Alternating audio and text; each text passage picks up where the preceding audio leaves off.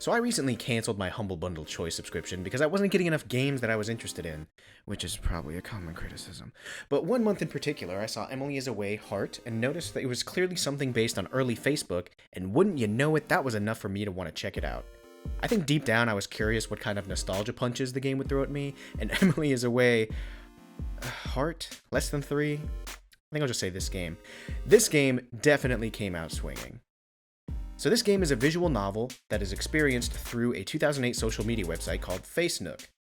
Apparently it's a 3D game in a series of nostalgia-driven visual novels with repeating characters, but I didn't know any of that and I still enjoyed the game.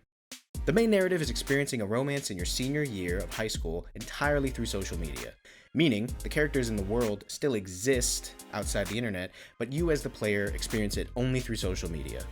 The first chapter presents a conflict of which of your two friends' parties, Emily or Evelyn, you should attend upon finding out that they are no longer on great terms.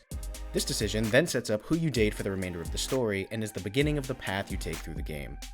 For my first playthrough, since one of their names is literally in the title of the game, I chose Emily. Ultimately, all dialogue is conducted through the instant messaging feature of FaceNook, and you as the player decide which of 3 options to use to carry on the conversation.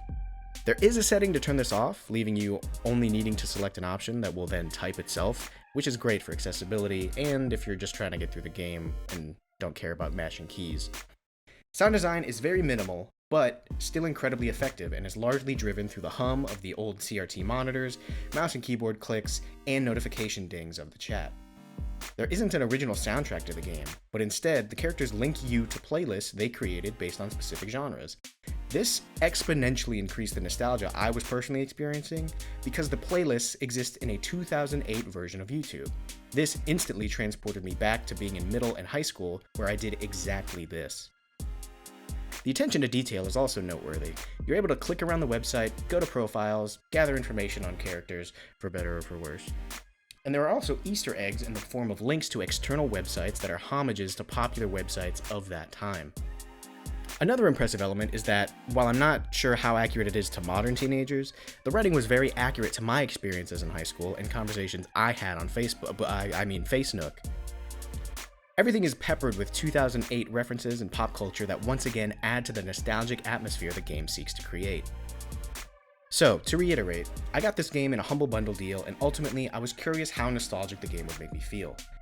To my surprise, it was much more than I had anticipated. While the game, I'm sure, is very well received with people like me that did make YouTube playlists to listen to and discover music, that did frequently interact with friends on Facebook, that did speak and think similarly to characters in the game, I think the game also does a good job of standing on its own, while doubling as an accurate representation of the internet in 2008, at least to me.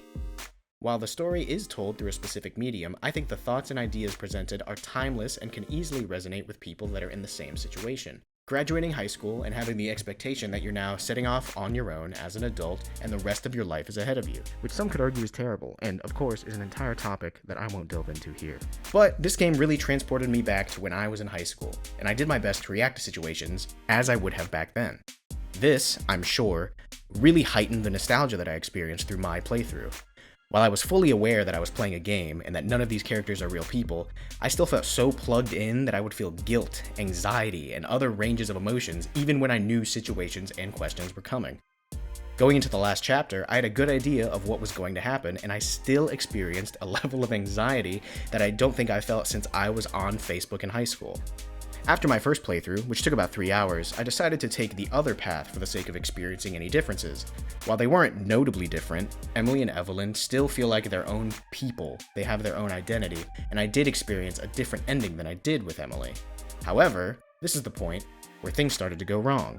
And this is where I'll put a spoiler warning, because it's impossible to unpack how I felt about my experience without talking about some of the endings. So if you don't want to hear that, you should probably close the video now, or I'll put a timestamp here where you can skip to the end. On my first playthrough with Emily, I got the ending where your partner suggests that you take a break as they're unsure of the future. This is very relatable and an understandable feeling at this point in life for many people. Naturally, I decided to go through a second playthrough with Evelyn, thinking, okay, so I got a bad ending. Let's change what I did in those situations to see how it affects the ending. Other than who you decide to date at the beginning, one of the other conflicts is whether or not to confront your partner about a friend they seem to be getting very close with. On the second playthrough, I did confront my partner, but I did not tell them to stop being friends, because that's manipulative and abusive and something I would never do. And apparently one of the endings is your partner saying just that. From here, I continued on to get an ending where you and your partner stay together. While it was nice to see your character and your partner stay together, it did make me wonder what other people's thoughts on the game were, because I felt this accidentally sent a bad message. And wouldn't you know it, some of the reviews stated exactly that sentiment, that the game is potentially sending a bad message to players, especially those that are younger or in the same age group as the characters in the game. That message being, if you want to stay together in a relationship, you need to be distrustful of your partner. I fully understand that takeaway, especially because my second playthrough mirrored that experience. From here, for fun, I decided to see how the good ending looked with Emily, because I had now seen it was possible, and this is where I encountered what made me want to make this video. No matter what I did, I could not get the ending where you stay together with Emily. I played the last chapters several more times, making a different decision each time. I played through the entire game with different decisions. I spent an entire day trying to stay together with Emily, and I couldn't make it happen. Slowly, I became more and more frustrated that it seemed like it was impossible to get the good ending with Emily, which didn't make sense to me as someone who is familiar with visual novels with branching paths. At the end of my rope, late at night, I decided to take to the internet and see what I was doing wrong, which, as it turns out, was nothing. The game saves a record of which partner you pursue first, and saves that flag that essentially makes it impossible to stay together at the end. However, completing the game for the first time unlocks the ability for the player to get the good ending where they stay together, but only with the second chosen character. This means I wasted all of the time I spent trying to get the good ending with Emily because I chose to pursue her first, and the save data made that impossible. This also means that you can do the exact same things in the second playthrough with the second partner and stay together in the end. In my opinion, that completely undermines the point of having the branching narrative in the first place. If you can do the exact same thing on two different playthroughs and get two different endings, why make the decision? Why show the player the tree of branching paths at the end? Why structure the tree of branching paths in such a manner that it looks like you're able to reach every ending no matter where you start? Also, while I understand that these are not real people, it enables the player to have a negative opinion of the first selected partner, which is also made clear in the game's reviews. A few days later, I thought about the issue more, and I can understand that the original break ending was entirely intentional by the creator. In addition, maybe the creator thought most people would get a different ending than the take a break ending. But its existence and the fact that the game saves your first path selection, making it impossible to stay with your first selection, makes me think that that was entirely intentional. This miscommunication can, and clearly has, significantly altered some people's opinion of the game.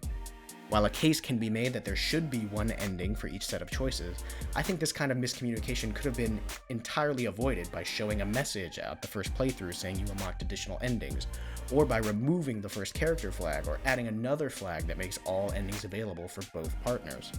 I also feel like the fact I played through the game more than twice soured my experience even further.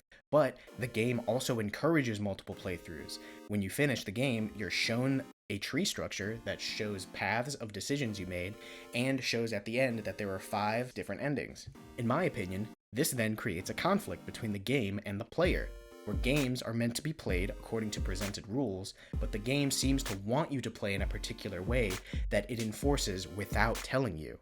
But all of this aside, after my first playthrough, I was absolutely impressed with the emotions the game invoked. Despite what people in high school may think, 18 is criminally young, and there is so much in life to experience outside of the town that you grew up in or graduated high school.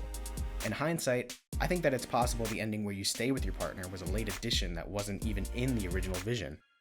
Which brings up a question. Is more content worth adding if it contradicts the original vision? Let me know your thoughts in the comments. But I think I'll stop this rant for now. Catch you next time, take care, and have fun.